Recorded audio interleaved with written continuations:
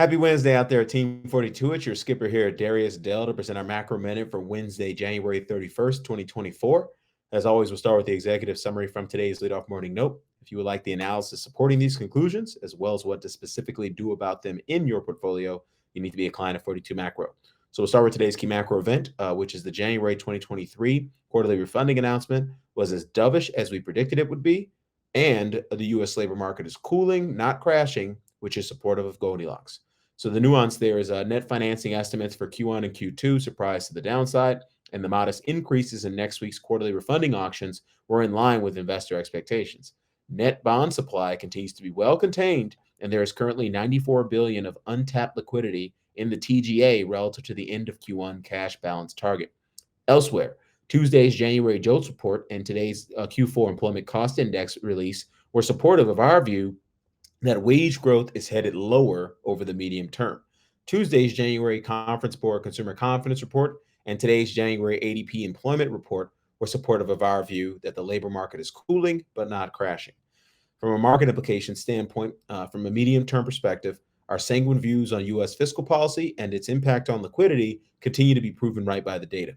With abundant liquidity and no recession in sight, bears are fighting an uphill battle to wrestle control of asset markets via a row-row phase transition. Row-row means risk on to risk off or vice versa.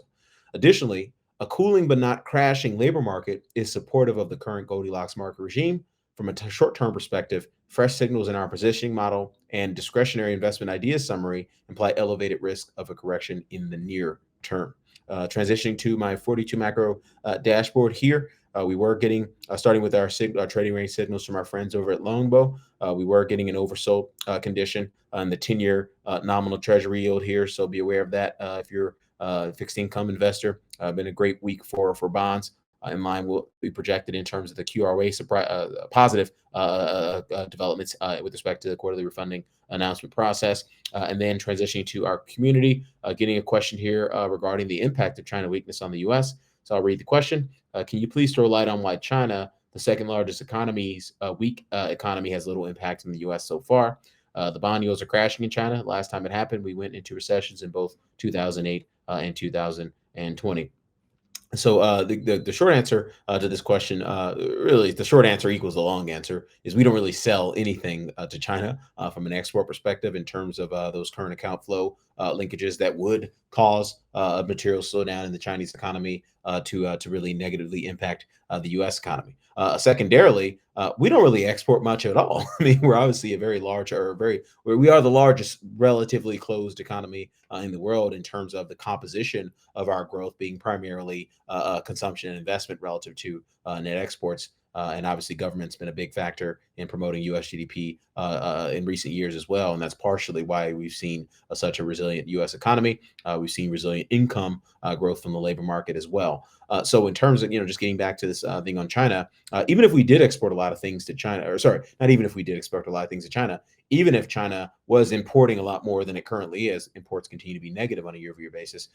Even if China was importing a lot more than it currently is, the fractured geopolitical relationship between the U.S. and China is certainly going to be something that will weigh on exports of kind of advanced technological goods to China and software to China, in so much that we don't produce any raw materials to support the Chinese, sort of the post investment boom, I guess, if you will, in the China, just given where some of those structural dynamics are in the Chinese economy that we spoke to, I would say last week. So we'll wrap it up there. It's a pretty short answer to a simple question, in my opinion. Sorry, a simple answer to a short question, which is we don't sell anything to China. If you're concerned about China falling off a cliff, go find the economies that sell a lot of stuff to China and short those economies alongside the Chinese market. So we'll wrap it up there.